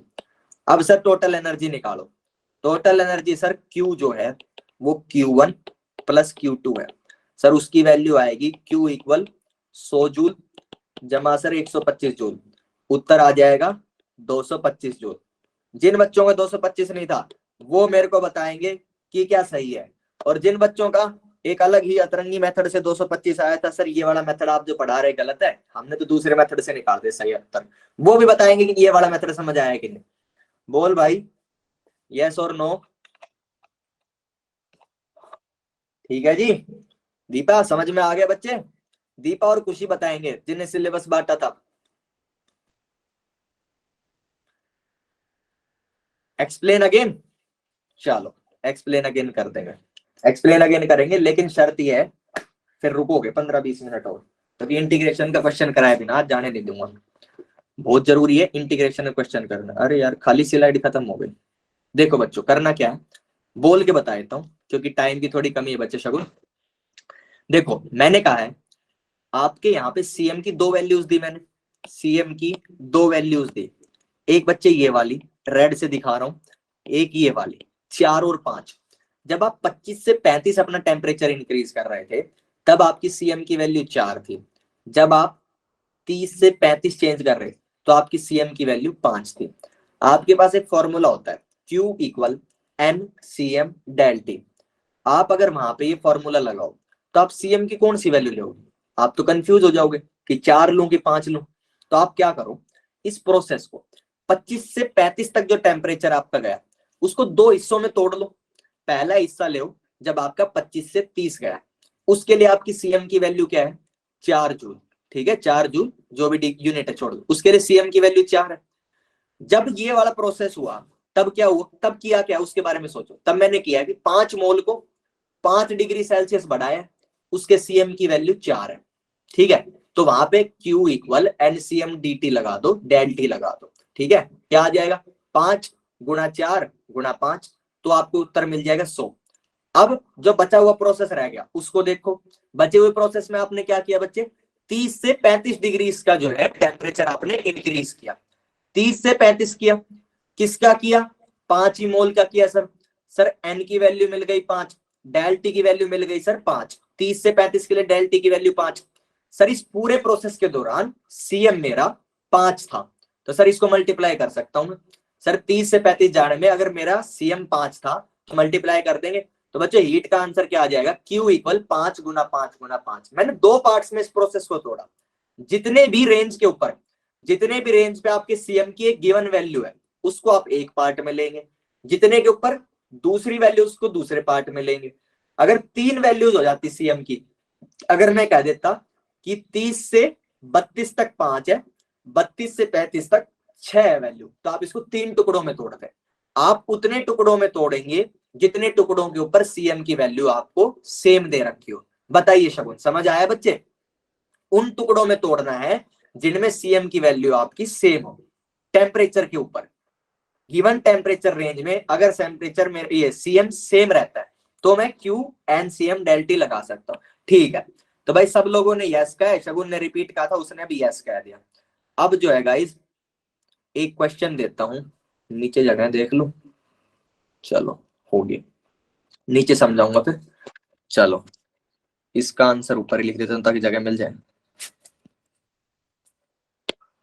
ये सबसे अच्छा क्वेश्चन है, इसके ऊपर केबीसी स्कीम लागू है। कौन बनेगा चॉकलेट पति? जो इसका सही उत्तर देगा उसको मैं चॉकलेट गिफ्ट करूंगा जब भी कॉलेज स्कूल आऊंगा आप लोग। क्वेश्चन ही है मेरा बच्चों कि वही 5 मोल किसे पिटे 5 मोल 25 से 30 डिग्री से 25 से 35 डिग्री सेल्सियस जाए। ठीक है, अब की बार मैंने CM equal T square joule प्रति मोल प्रति डिग्री सेल्सियस ये लिया है। Heat equal question mark. सब अपने दिमाग के घोड़े दौड़ाएंगे। 6 मिनट का समय। जिनको सीएम इक्वल टी स्क्वायर समझ में नहीं आता मैं बता दूं, here T is temperature in absolute scale, यानी कि केल्विन में लेना वरना गलत हो जाएगा बच्चों। सीएम जो है, अब सब लोग कर सकते हैं, साथ साथ किसी को सुनना है तो सुन भी सकता है। मैं बोल रहा हूँ, हिंट दे रहा हूँ बस, चलो 30 सेकंड हिंट दे रहा हूँ, सुन लो। सीएम जब मेरा, शगुन ने कितना बड़ा वाइल्ड गैस मारा है, 50 उत्तर। इतनी जल्दी तो बेटा मैं भी नहीं कर सकता, सोचो पहले। सीएम टी स्क्वायर है, ऐसे नहीं करना है, ऐसे नहीं करना, पहले सोचो। सुनो 30 सेकंड हिंट बता रहा हूँ बच्चे। जब मेरा 25 से 30 वाला चेंज था, उसके अंदर मेरा सीएम कांस्टेंट था 4। पिछले क्वेश्चन जब मेरा 30 से 35 था तब सीएम कांस्टेंट था 5। खुशबू ने भी उत्तर बता दिया, कतई नहीं है ऐसा उत्तर, बहुत ही बेकार घटिया कैलकुलेशन का उत्तर है इसके अंदर। ठीक है, अब सुनो। अब बच्चों मेरा सीएम इक्वल टी स्क्वायर का मतलब है कि 25 डिग्री सेल्सियस के ऊपर मेरे सीएम की वैल्यू होगी 25 का स्क्वायर। 25 नहीं, यहाँ पे 25 298 केल्विन, 298 का स्क्वायर। जब मेरी 25 डिग्री सेल्सियस वैल्यू है टेम्परेचर की, तो 25 से 25.00000 इनफाइनाइट टाइम्स 0 1 डिग्री सेल्सियस, इतना जब चेंज आएगा बच्चे, तब मेरा टेम्परेचर का जो वैल्यू है 25 डिग्री, तो उसकी वजह से मेरा सीएम रहेगा उसका स्क्वायर, यानी 298 का स्क्वायर। 25 इज 298 केल्विन, उसका स्क्वायर, यानी सर 25 से 25.000 इनफाइनाइट टाइम्स 0 1 डिग्री सेल्सियस। इस इतने छोटे से चेंज के लिए जो सर मेरा सीएम का वैल्यू है वो कांस्टेंट है, और वो कितना है, जो पीछे वाली वैल्यू है ना उसका स्क्वायर। ये क्या है 298, यानी सर 298 का स्क्वायर। अब सर क्या करूंगा, इस छोटे से चेंज को लिखूंगा डी क्यू इक्वल मोल, तो सर 5 ही है सर, इसकी वैल्यू है सीएम की इतनी, और डेल टी की वैल्यू है इनफाइनाइट टाइम्स दिस। ऐसे सर 25 से 30 तक इनफाइनाइट टाइम इतने छोटे छोटे प्रोसेस हो रहे होंगे, हर बार सीएम की वैल्यू अलग आएगी। तो सर सारों को इतने पीसेस को तोड़ के और जोड़ देंगे। Sir shall we put the value of CM equal to 73? Not at all, कोई कुछ भी तिकड़म नहीं लगाएगा। 6 मिनट सोचने के लिए बताएं, इंटीग्रेशन करना है इसके अंदर। एक जनरल टर्म बनाओ, ठीक है जी, एक जनरल टर्म बनाओ और फिर जनरल टर्म को इंटीग्रेट करोगे। इतनी देर का सवाल है ही नहीं है, ये सवाल बताने में 10 से 15 मिनट लगेंगे मेरे को, इतनी देर का है। ठीक है, कोशिश करो, बढ़िया क्वेश्चन है। और ये क्वेश्चन सिर्फ थर्मोडायनेमिक्स के लिए नहीं है, इससे दिमाग के घोड़े खुलेंगे कि इंटीग्रेशन क्या होता है। हर जगह काम आएगा, फिजिक्स में भी बहुत काम आएगा। जिन बच्चा पार्टी की दिक्कत रहती है कि सर फिजिक्स में बहुत ज्यादा परेशानी है, वो इसीलिए होती है क्योंकि इंटीग्रेशन डिफरेंशिएशन वहां पे आते नहीं है, तो सवाल अटक जाते हैं। ये क्वेश्चन बिल्कुल मिसलेनियस है, गुमराह बिल्कुल पूरा। ये प्रश्न जो है पिछले 2 प्रश्न से 10 गुना लेवल का क्वेश्चन है, इसीलिए तो केबीसी स्कीम लगाई है। केबीसी स्कीम लागू भाई, जो इसका मुझे सही उत्तर दे सकेगा। तुम लोगों ने केबीसी के चक्कर में सबसे तेज उत्तर तो नहीं दे दिया कि सबसे तेज देना है? सबसे तेज नहीं देना, सबसे सही उत्तर देना है। खुशबू ने 222.1 डरा नहीं रहे यार, मैं बता रहा हूँ कि जल्दबाजी में हल्के में मतलब इस क्वेश्चन को। और जो बच्चे मेरे को जो जो आंसर दे रहे हैं वो पता नहीं क्या जुगाड़ तिगड़म लगा रहे हैं, क्योंकि और बाकी क्लास वाले सन्नाटे में बैठे थे, उनने कोई उत्तर नहीं दिया। यहाँ मुझे उत्तर तो मिल रहा है, इसका उत्तर हजारों में है, जो मुझे 100-200 में उत्तर दे रहे हैं उन्हें बता दो इसका उत्तर हजारों में, बल्कि लाखों में, 10 की पावर समथिंग आएगा। तो आराम से 9 बजे तक 3 मिनट है, शांति से सोचो, उत्तर देने की जल्दी मत करो, इसका आंसर लगभग लाखों में आएगा। वंशिका आ गई है। वंशिका आपसे बहुत उम्मीद अरमान है, जैसे कोहली से सबको अरमान रहते हैं कि मैच जिताएगा, तो मुझे लग रहा है तुम सही उत्तर बताओगे मुझे। दीपा ने उत्तर बताया 372645, 456, काइंड ऑफ उस तरह का उत्तर है, हजारों में। लेकिन कहीं मैंने हजारों क्वेश्चन मार्क लगाया है दीपा ने कि कहीं यही तो नहीं है, एक तुक्का मारे तो ये भी नहीं है। मैं एक बार इतना बड़ा नंबर देख के खुद सोचने लगा, मैं सही तो नहीं है, याद करो, नहीं है ये भी। आराम से शांति से 2 मिनट और क्वेश्चन करो। दीपा को ऐसा लगा कि वो इतना बड़ा तुक्का मार सकती है।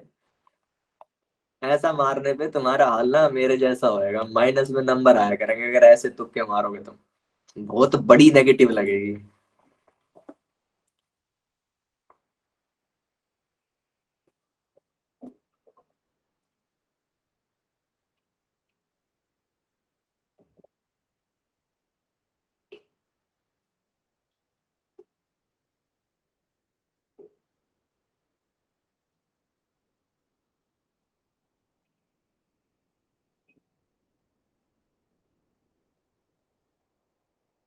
अरे बातों में बहुत बातों नहीं आती है, मैंने मेरा आधा जीवन बातों में निकाल दिया। ये तो तुम बालक हो, जब तुम कॉलेज चले जाओगे तब आराम से बैठ के बात किया करेंगे।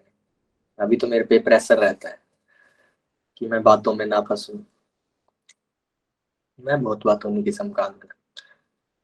खुशबू ने भी एक उत्तर मान, ना ना ना ना, बहुत नजदीक भी नहीं है। कॉलेज में मैं एग्जाम की रात को जब मुझे कुछ नहीं मिलता था तो फिर मैं बात करने निकलता था, क्योंकि मुझे पता था कि मैं तो पढ़ के पास हो नहीं सकता। लेकिन जब मुझे अगली साल ये पेपर दोबारा देना है तो मेरे साथी कोई अगर मिल जाए मुझे, तो उस टाइम पे मुझे बड़ी हिम्मत मिलेगी। तो मैं लोगों को बात में फंसाने जाता था कि ये पेपर की रात को ना पढ़े, क्या पता ये भी फेल हो जाए। हाँ बस बता ही रहा हूँ, 9 बजते बताऊँ। तो मैं ऐसे कोशिश करता था, जो लोग क्वेश्चन कर रहे हैं वो क्वेश्चन करते रहेंगे, मैं बता देता हूँ। तो मैं हमेशा प्रयास करता था कि किसी एक दो और लोगों को बातों में फंसा के उन्हें भी पढ़ने से रोक लूं, ताकि अगले साल वो मेरे साथ पेपर देने आए। इसी प्रकार बातों की कड़ी को खत्म कर, 9 बज गए, मैं 9 बज गए। ठीक है, अब सब लोग सुनेंगे। हाँ जी चलिए, देखिए करना क्या है, पहले सीएम इक्वल टी स्क्वायर को समझते हैं कि इस बात का क्या मतलब है। सीएम इक्वल टी स्क्वायर, हाँ जी साहब, इस बात का क्या मतलब है, अगर इसको समझ दिया तो आधी मुश्किल हल हो जाएगी। क्योंकि किसी भी प्रश्न का उत्तर निकालने के लिए सॉल्यूशन बाद में सोचा जाता है। आपको पहले आपका प्रश्न आधा, मतलब प्रश्न समझ में जितना आ जाएगा ना उतना आपने, अगर कहते हैं एक थियरी है कि अगर आपको अपनी एग्जैक्ट प्रॉब्लम आपने लिख लें तो उसका सॉल्यूशन निकालना लगभग आधा काम हो गया। तो आपके आपने एग्जैक्ट प्रॉब्लम ही नहीं लिखी कि सीएम इक्वल टी स्क्वायर क्या है, समझते हैं। बच्चों सीएम जो है मोलर हीट कैपेसिटी है, ये जो है वेरी कर सकती है, चेंज कर सकती है, वेरी कर सकती है। अब ये वेरी जो है या तो दो तरीके से वेरी कर सकती है। वेरी करने के तरीके देखिए, वेरी का जो पहला तरीका है, varies but remains constant for long ranges. For example last question बच्चों, where CM was 4 5 degree Celsius range, ठीक है, ऐसा होता है। सेकंड जो बच्चों वेरिएशन का तरीका है, varies at every point of temperature. दो ये तरीके हो सकते हैं बच्चों। सीएम जब आपका 4 था 5 डिग्री सेल्सियस के लिए, 5 डिग्री, खुशबू का आंसर भाई ये कुछ आया है 4402 समथिंग, ठीक है, ये हो सकता है, क्लोज हो सकता है, देखते हैं, बाद में पूछेंगे कैसे किया। 4560 किलो जूल समथिंग आंसर है इसका। ठीक है, 4-5 ऐसे नंबर आएंगे तब मैं मानूंगा, लेकिन ये क्लोज है इसलिए। ठीक है, अच्छा जी बच्चों, वेरिएशन जो है 5 डिग्री सेल्सियस, जो आपका रेंज है ना, 5 डिग्री सेल्सियस के अंदर इनफाइनाइट पॉइंट्स है। अगर आप हर पॉइंट को इस स्केल पे सोचो, 0.000, इनफाइनाइट टाइम्स 0 और 1, उसके बाद नेक्स्ट नंबर क्या आएगा, 0.0000, इनफाइनाइट टाइम्स 0 और 2।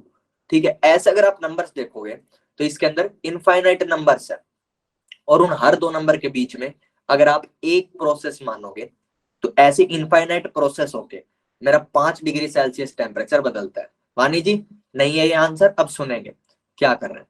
ऐसे बच्चों इनफाइनाइट ऐसे ब्रेक कर लेंगे। अब देखो, इसको नेक्स्ट स्लाइड में दिखाता हूँ कहीं पे साफ लिख के। देखिए, जब आपका 25 से 35 जा रहे थे, 25 से 35, तो यहाँ पे बच्चों ऐसे 25.1 बना होगा, 25.2 बना होगा, ऐसे ही कहीं पे 25.3, एक एक एक, कई बार एक, फिर एक। उसके बाद ये बहुत बड़ी रेंजेस दिखा रहा हूँ, बहुत बड़े डिस्टेंस से दिखा रहा हूँ। इससे जो नेक्स्ट पॉइंट मैं लिख रहा हूँ बच्चों, 25.3 एक, एक एक एक, इनफाइनाइट टाइम्स एक, उसके बाद 2। ये दोनों पॉइंट्स बिल्कुल क्लोज है, बिल्कुल नेक्स्ट टू नेक्स्ट पॉइंट है।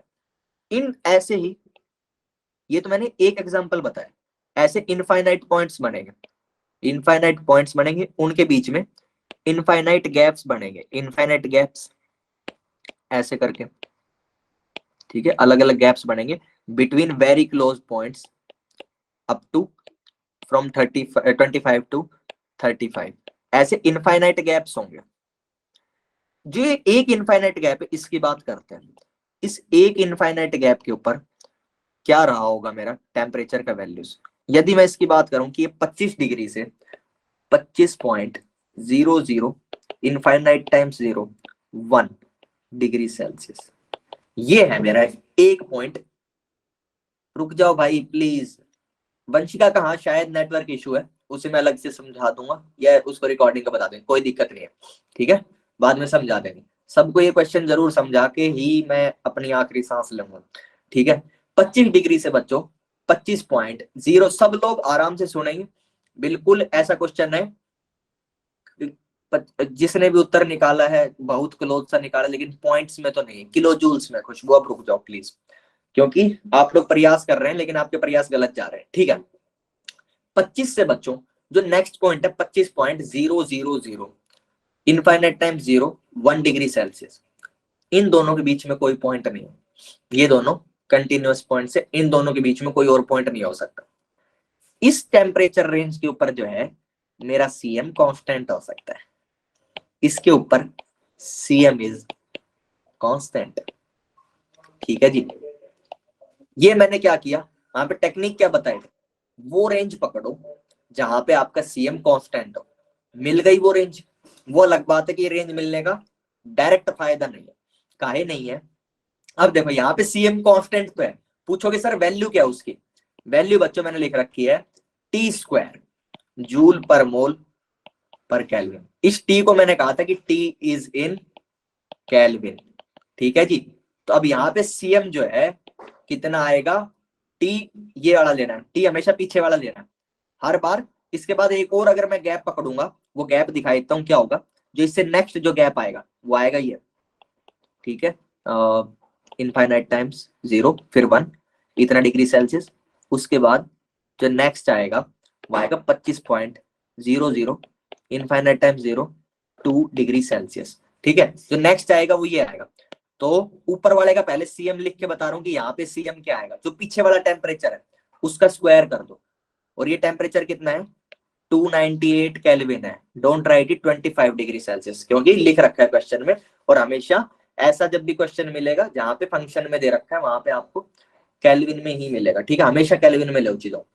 सर 298 का स्क्वायर, ये इस प्रोसेस के लिए सीएम की वैल्यू है, फर्स्ट प्रोसेस। उसके बाद सर जो सेकंड प्रोसेस है ना, उसके लिए सीएम की वैल्यू आएगी ये वाला नंबर जो पहले वाला है, और इसका स्क्वायर 298.000, इनफाइनाइट टाइम्स 0, उसके बाद 1, और सर इसका स्क्वायर। बताओ यहां तक समझ में आई कि कब सीएम की वैल्यू क्या होगी और कितनी देर के लिए कांस्टेंट होगी। बहुत छोटे से टाइम के लिए सीएम की वैल्यू कांस्टेंट है, उस छोटे से टाइम के लिए जब कांस्टेंट तो वैल्यू क्या है, टी स्क्वायर, जिस टेम्परेचर से स्टार्ट हुआ। बताओ भाई, कुछ चमका कि तोते उड़ गए, सब बताओगे। सीएम जो है कांस्टेंट समझ में आ रहा है, आ रहा है। कितनी देर के लिए, किसी बहुत छोटे से टाइम के लिए, बहुत छोटा सा टाइम, ठीक है। ऐसे इनफाइनाइट गैप्स है। तो ये जो गैप की कहानी लिखी है मैंने, इसको जो है अब शॉर्ट में समराइज करते हैं। ये तो समझ में आ गया तुमको, ये समझ में आ गया 25 से 35 के बीच में इनफाइनाइट गैप्स हैं।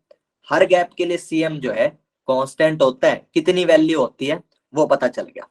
अब देखो इन इनफाइनाइट गैप्स के अंदर से दो तीन गैप्स की बात कर लेते हैं। ये है पहला gap, gap 1 between these 2 points. अरे कितना बेकार बना, ठीक है। 25, इसको अब 298 लिखना शुरू कर देते, 298.001 इतने टाइम्स इनफाइनाइट 0 1 डिग्री केल्विन। अब केल्विन में आ गए ना इतना। इसके लिए मैं हीट जो लिखूंगा, खुशबू दोबारा समझाऊंगा बच्चे सुनो। मैंने क्या कहा है, एक बार कंप्लीट कर दूं, जिन बच्चों को समझ आ गया उसके बाद क्लास खत्म करने के बाद अलग से समझाऊंगा। ये प्रश्न मैं सबको समझाऊंगा, कोशिश करो समझने की, आखिरी सांस तक समझाऊंगा, ठीक है। अभी सुनो, ताकि क्योंकि टाइम बहुत ऊपर ले चुके हैं ना हम लोग, ठीक है। इस प्रोसेस के लिए बच्चों मैं छोटा सा हीट चेंज dQ1 लिखूं। मैंने कहा कि यहाँ पे सीएम कांस्टेंट होता है, अगर यहाँ पे सीएम कांस्टेंट होता है सर वो वाला फॉर्मूला लगा सकते हैं, एन सीएम डेल टी। यहाँ पे सर एन सीएम और डेल टी की वैल्यू बताओ क्या क्या है। सीएम की वैल्यू तो बता दी 298 केल्विन का स्क्वायर, एन 5 ही है, क्वेश्चन में दे रखा है 5 मोल्स। डेल टी क्या होगा, डेल टी होगा sir 0.000 infinite time 0 1 degree Celsius. Sir dQ1 की वैल्यू आएगी 5 गुणा 298 का स्क्वायर गुणा 0.000 इनफाइनाइट टाइम 0 1, ये आ जाएगी सर dQ1 की वैल्यू। ये सर पहले गैप की है। एक सर बीच में से अगर कोई गैप उठाऊं, वो था सर 299 केल्विन और 299.000 इनफाइनाइट टाइम 0 स्टार 1 और फिर केल्विन। सर इस गैप के लिए मैं लिख सकता हूं कि ये पॉइंट नंबर रहा होगा 23,425वां 56वां। और सर इसके लिए क्या आएगी वैल्यू, 5 गुना सीएम की वैल्यू सर 29 इतने के स्क्वायर, और सर इसकी वैल्यू ऐसे। ये सर आपके पास आ गया ऐसा कोई DQ। अब सर ऐसे जो अलग अलग वैल्यूज निकाल रहा हूं, इन सबको जोड़ दो तो क्या मेरे पास टोटल हीट आ जाएगी, बिल्कुल आ जाएगी। ऐसे अगर इनफाइनाइट गैप्स की हीट को जोड़ दूं, हर बार ऐसे फॉर्मूला लगा के सीएम निकालूंगा, फिर उसका चेंज लिखूंगा 0.001, उसको मोल से मल्टीप्लाई करूंगा, ऐसे इनफाइनाइट गैप्स की हीट को ऐड कर दूं तो टोटल हीट आ जाएगी, तो टोटल हीट आ जाएगी। का सही है भाई, हीट आ जाएगी, लेकिन जोड़ूंगा कैसे, तो टोटल हीट आ जाएगी। तो बच्चों जब टोटल हीट निकालनी है ऐसे इनफाइनाइट गैप्स को जोड़ के, तो आप हर बार तो ऐसा कर नहीं सकते कि सीएम फिर स्क्वायर, और ये तो मैंने 298 और 299 का स्क्वायर लिया, ये पीछे जो पॉइंट वाला भाई साहब कोई मिल गया वो तो आगे लगा देगा। यानी कि सर कुछ और टेक्निक चाहिए होगी जिससे हम इन सबको जोड़ सके। उस टेक्निक का बच्चों नाम है सुंदर प्यारा इंटीग्रेशन। सांप का सिंबल है, सुंदर प्यारी तो कुछ नहीं होती, मेरे को बहुत तंग किया इसने जीवन भर, पर काम की चीज है। चलिए अब देखो बच्चों, आपके पास क्या है DQ1 DQ2 ऐसे इनफाइनाइट वैल्यूज हैं, बीच में कोई DQ 23,456, ऐसे ही DN। ये इनफाइनाइट हीट्स को ऐड करना है। क्या करेंगे, इंटीग्रेशन इन सबको ऐड कर सकते हैं। उसके लिए क्या करेंगे बच्चों, कोई एक ऐसा DQ का टर्म लिखेंगे जो कि जनरल टर्म हो, उससे ये जितने भी इनफाइनाइट वैल्यूज है ना, कोई भी वैल्यू क्रिएट कर सके। कैसे करेंगे बच्चों, मान लो कोई एक रैंडम टेम्परेचर T है, उससे मेरा टेम्परेचर इंक्रीज हुआ T प्लस dt, यानी कि एक जो गैप है इनफाइनाइट गैप्स में से मैंने कोई जनरल गैप माना जिसका टेम्परेचर ऐसे इंक्रीज हुआ है, ठीक है। यानी सर इसके लिए डेल टी की वैल्यू क्या होगी, डी टी। सर इसके लिए सीएम की वैल्यू क्या होगी, टी स्क्वायर। ये यहां से चला, पीछे वाली वैल्यू का स्क्वायर करना था, तो सर यहाँ पे इसकी वैल्यू हो जाएगी सीएम की टी स्क्वायर। ठीक है भाई, इसकी वैल्यू की टी स्क्वायर। एन की वैल्यू कितनी हो गई बच्चों, 5। यहाँ पे लिख दो 5 T square CM N C M del T. तो डेल टी कितना आ गया, डी टी। क्या समझ में आ रहा है बच्चों? इससे जो है अगर मैं टी की टेम्परेचर की वैल्यू मानू 298, तो क्या ये डी क्यू वन की वैल्यू दे देगा 5 इंटू 298 का स्क्वायर, और डी टी की वैल्यू हमेशा 0.001 है। इसको मैंने डी टी लिखा है, जो ऐसे इनफाइनाइट वाला है ना, ये है। सर ये डी क्यू टू भी दे सकता है अगर आप टी की वैल्यू मान लो 298.000 ऐसे 1 करके स्क्वायर। यानी बच्चों ये एक जनरल टर्म है, ये इन इनफाइनाइट टर्म्स में से किसी भी एक टर्म को रिप्रेजेंट कर सकता है। कोई भी टर्म इस टर्म से बन सकती है। टी की वैल्यू बदलते जाओ, अलग अलग टर्म पाते जाओ। बताओ भाई, जनरल टर्म लिखनी आई कि इसकी जनरल टर्म क्या है? कोई भी एक छोटा सा पॉइंट उठा लिया, उसको अज्यूम कर लिया। जैसे एक्स नहीं मानते थे बचपन में कि एक्स मान लो, इस चीज को जो समझ में नहीं आ रहा उसको एक्स मान लो, तो हमने जो समझ में नहीं आया उस पॉइंट को टी मान लिया, और उसका चेंज कितना मान लिया, डी टी, क्योंकि डी टी होता है बहुत छोटा। बताओ भाई, समझ में आया? जनरल टर्म लिखना, साथ साथ बताते जाओ, क्योंकि इसके अंदर 2-3 बार ऐसा हो सकता है कि थोड़ा सा समझ आया फिर साफ हो गया।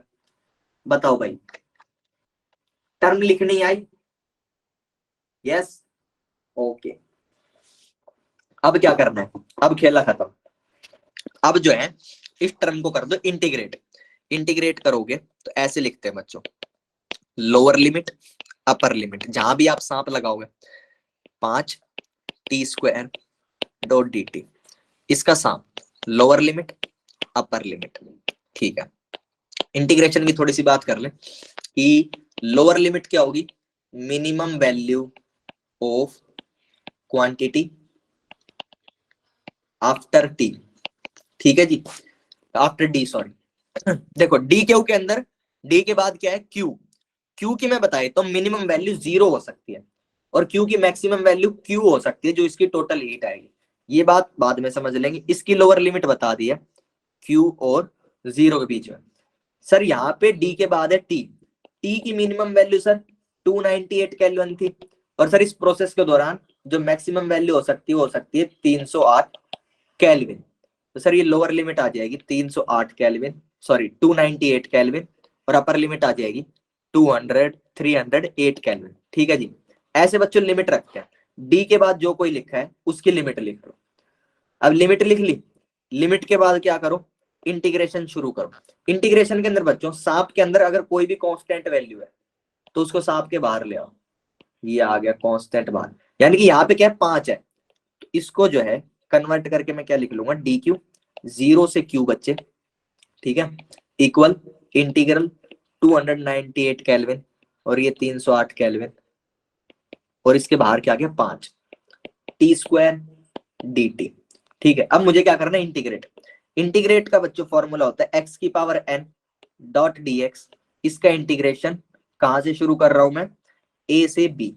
ठीक है, तो इसका आंसर आता है एक्स की power n plus 1 by n plus 1, और इसकी लिमिट आ जाती है ए से बी। अगर आप इस वाली चीज को इस वाली चीज से कंपेयर करोगे फॉर्मूले से, तो आपको पता चलेगा कि यहाँ पे x जो है उसकी वैल्यू ऊपर वाले केस में t है, इसको n डैश लिख रहा हूं क्योंकि n से मोल भी लिख रखे हैं। n डैश जो है बच्चों यहाँ पे 2 है, यानी t की जितनी पावर है। कैसे कंपेयर किया आपने, मैंने कहा बच्चों d के बाद क्या था, यहाँ पे x, ऊपर क्या है d के बाद t, यानी x की वैल्यू कितनी हो गई t। फिर मैंने कहा n डैश ढूंढो, n डैश क्या है, जो t की पावर में, तो बच्चों यहाँ पे t की पावर में क्या है 2। मेरा काम हो गया। इसका जो आंसर आएगा बच्चों वो आएगा, यहाँ पे x की जगह क्या रखूं, इस आंसर में से x की जगह सर t रख दो, उसकी पावर में क्या रखो sir n dash plus 1, 2 plus 1, sir उस पूरे के अंदर डिवाइड दे दो n डैश प्लस 1, यानी सर 2 प्लस 1 का। उसके बाहर क्या लिखो सर, यहाँ पे सर लोअर लिमिट a है, सर वहां पे लोअर लिमिट क्या है 298, तो सर यहाँ पे 298, सर वहां पे अपर लिमिट है 308 केल्विन, 308 केल्विन, तो सर यहाँ पे क्या लिख देंगे 308 केल्विन। ठीक है, ये चीज हो गई बच्चों। साफ सुथरी शीट दूंगा रीअरेंज करके जिसमें समझ में आ जाएगा और अच्छे से, इसको थोड़ा साफ लिख दूंगा बच्चे। ये इंटीग्रेशन सॉल्व करके कुछ ऐसा आएगा, 0 से क्यू डी क्यू, इसकी वैल्यू क्यू आ जाती है। एलएचएस पे मैं फोकस नहीं कर रहा क्योंकि ये कभी भी बता दूंगा। ये क्यू आया और इधर क्या आ गया बच्चों 5 गुना टी की पावर 3/3, ये 2 + 1 3 बन जाएगा, नीचे 3 हो जाएगा। इसकी वैल्यू आएगी बच्चों 298 केल्विन से 308 केल्विन। ठीक है, अब देखो लिमिट कैसे खोलते हैं। शगुन भी कह रही समझ नहीं आया, एक बार ये रिकॉर्डिंग कंप्लीट करने दो 2 मिनट में, उसके बाद खाली बैठ के आधे घंटे समझा दूंगा, या फिर एक काम करना रिकॉर्डिंग सुनना, उसके बाद भी अगर समझ ना आए ना तो बताना, फिर एक डाउट सेशन लगा के अलग से समझाता हूँ। ये क्वेश्चन बिल्कुल आउट ऑफ सिलेबस है, ये मैंने अपने सिर पे लिया है, ये मैंने आप लोगों को करवाने की कोशिश की क्योंकि ये मुझसे भी नहीं होता, तो ऐसे टेंशन मत लो अगर ना समझ में आए। इंटीग्रेशन है, ठीक है, ओके। अब जिनको समझ में आ रहा है वो लोग सुन लें। अब देखो बच्चे इसको कैसे खोलते हैं। टी की जगह अपर लिमिट रखो सर 308, उसके ऊपर क्या लगा हुआ बच्चों क्यूब, उसके नीचे क्या लिखा हुआ 3, उसके बाद लगाओ माइनस का साइन, उसके बाद टी की जगह रखो लोअर लिमिट 298 है लोअर लिमिट, उसके ऊपर क्या है बच्चों क्यूब/3। ये बच्चों बड़ी मुश्किल से Q = 5 इंटू दिस। एक्चुअली मेरा क्वेश्चन कराने का पर्पज सिर्फ इतना है, मैं ये कहना चाहता हूँ कि CM जो है मेरा मोलर हीट कैपेसिटी वो वेरिएबल होता है बच्चे। इसको सॉल्व करोगे तो मेरे हिसाब से जो है आंसर आता है 4 5, देख लेता हूँ यार, बहुत घटिया सा आंसर आता है। ठीक है, मैं लिख देता हूँ, एक सेकेंड खोल के जो मैंने लास्ट क्लास में बनाया उनकी शीट, लास्ट क्लास में जो पढ़ाया था उनकी शीट में से देख के बताया था। 45690 कुछ ऐसा किलो केल्विन समथिंग आता है। किलो केल्विन बहुत बड़ा हो जाता है। इसका आंसर है भाई, प्लीज खुल जा, पहली फजीयत हो चुकी, आंसर याद नहीं है। ये नाम आंसर मिल जाए बस आज। हाँ हाँ, 4590.866 kilo joule. This is my final answer for Q. Recording खत्म, क्लास खत्म।